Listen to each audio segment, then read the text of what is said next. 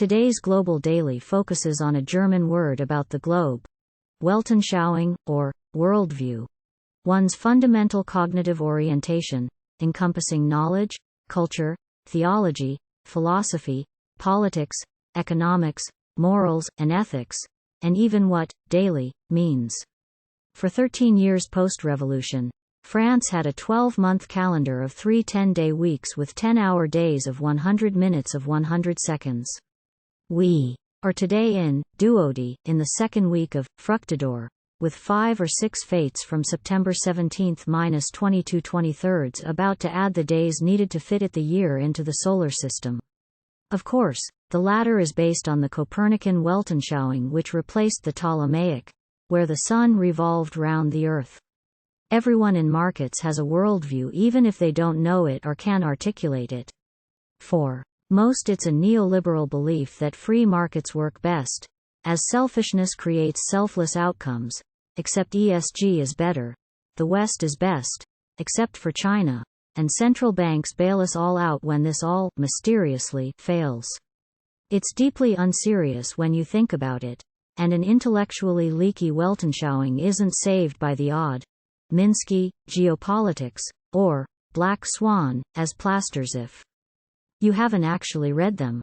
Worldviews can change, but usually only after a huge shock for those holding them, e.g., you can't own land. Native Americans versus, yes, you can. U.S. settlers, or monarchs versus Republicans, or Republicans versus theocrats, or pacifists versus warriors. We've had ample evidence of that of late. Today's changing world is leaving welts on Germany's weltanschauung in particular. First a global financial crisis. Then austerity creating a euro crisis, only solved with un-Germanic monetary policy. Then a refugee crisis. Brexit. Trump. Afghanistan. China's policy shift. Russia's invasion of Ukraine. An energy shock. The return of inflation and Germanic monetary policy. Biden's IRA. African coups. Wanting value-added green jobs rather than selling their minerals to Europe, and China flooding the EU with EVs and solar panels. Germany thought it understood how the world works, but didn't.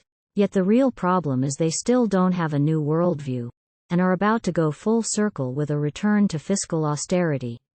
The next iteration of that cycle risks deeper disaster. The market weltanschauung is also showing welts. Those managing tens of trillions of assets still don't do geopolitics, think inflation has peaked, and hope rate cuts will solve this. They are likely to be as wrong as the Germans, as the world around us does not sit in line with such views. For example, the recent G20 condemned war in Ukraine, not against it despite no Putin, and new chair Brazil said he can visit despite his international arrest warrant. Both show the limits of Western influence. China tried to block the U.S. hosting in 2026, and Bloomberg alleged it would demand access to Western chips as quid pro quo for help with the global green transition. That didn't occur. But what can John Kerry do if China does kick him in the weltanschauung like that?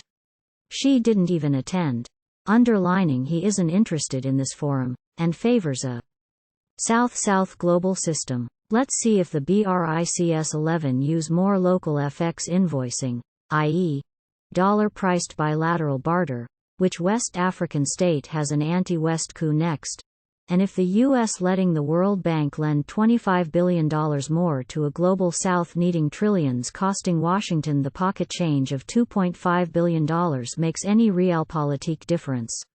Ironically, the G7 look more like M now. Another shock to the West's worldview.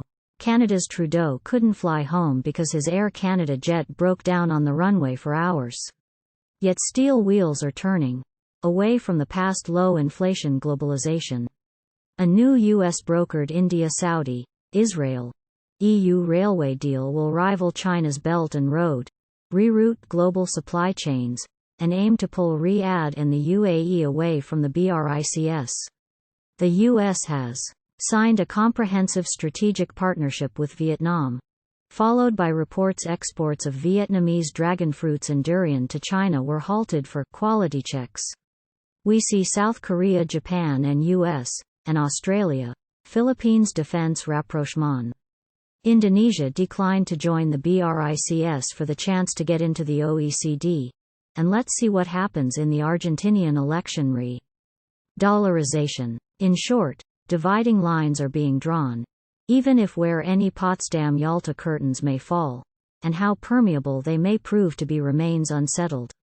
Meanwhile, Russia will be spending 45% of its budget on the military by year-end, and is cooperating with North Korea. So is China, which The Atlantic says, prefers guns to butter.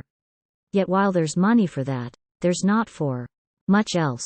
Our China strategist Tu Mevasen's Debt and Dilemmas estimates local government debt alone at 106.7 trillion Chinese yuan, $14.6 trillion, or 87% of GDP. So, those who are waiting for a big bazooka will likely be disappointed. Importantly, this doesn't mean a Lehman moment looms. But, regardless, China's economy is likely to be at the start of a long process of deleveraging that will suppress economic growth for years to come. Indeed, the Wall Street Journal underlines that Xi Jinping's tight control hampers stronger response to China's slowdown. The Financial Times says, no more exceptionalism for U.S. banks in China. And the President Emeritus of the EU Chamber in China says, no hope China will rejoin the world, adding, this leadership is willing to sacrifice economic growth for the sake of ideology. The old equation was always that China does anything to add economic growth because that was the perception of what keeps us in office. Now what keeps the party in office is utter, 110% control. Who could have seen this coming? Anyone whose worldview included reading Marx, Lenin, and Minsky, not Fortune and Forbes. Meanwhile, NATO will launch its biggest military exercise since the Cold War in 2024, involving 40,000 troops. Yet with low unemployment and fewer risk-averse, trigger warning happy youngsters, where will future recruits be drawn from? And the money, as U.S. federal debt interest exceeds spending on an underfunded Pentagon, and Germany can't fight its way out of a wet paper bag? More broadly, we are seeing Western policy shift to match the external environment. Foreign policy is usually an extension of domestic policy, but now it works in both directions. In the U.S., Bidenomics is here, and yesterday's Financial Times noted, America's new right is moving beyond Reaganism, as predicted in 2019's The Age of Rage. As an example, the conservative American Compass released Rebuilding American Capitalism earlier this summer, which argues, just as policymakers chose the current order, they can choose to move beyond globalization toward more balanced global flows of goods, capital, and labor.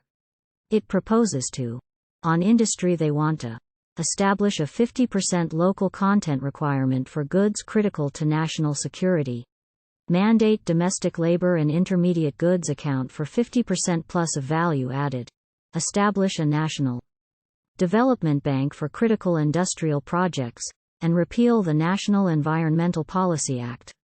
Regarding labor, they favor meaningful worker representation, worker-led benefits, allowing sector-wide bargaining, and guaranteeing workers' legal right to organize. All this from a wing of the Republican Party. American Compass also argues, American finance has metastasized, claiming a disproportionate share of the nation's top business talent in the economy's profits, even as actual investment has declined. This financialization of the American economy weakens the nation and threatens our future prosperity. They propose establishing a financial transaction tax of 10 bits per second on secondary market sales of stocks, bonds, and derivatives to fund a pro-investment tax policy, ban share buybacks, and eliminate the tax deductibility of interest. Can you imagine the market impact of even some of these measures, let alone all of them? They would rip up markets and worldviews in tandem. Space precludes me doing so today, but any analyst worth their salt should be able to tell you immediately what they would buy and sell, and at what price relative to today. We are talking Brexit on steroids and common prosperity on steroids level shocks. Regardless, you won't get any of this in markets research, not even to say this is unlikely to come to pass, or showing similar right-left populism failed under the UK Tories right up until the day it eventually does. Which it may well do.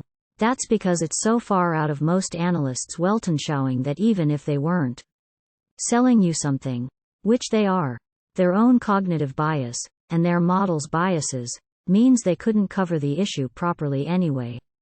But don't blame them for that. Just don't be them. Don't expect low inflation and low rates and free trade and free hugs, or rising house prices and happy voters, just because that used to be how the world worked. Do expect volatility, in growth, in inflation, in politics, and in geopolitics. And hedge yourself where you can, how you can best.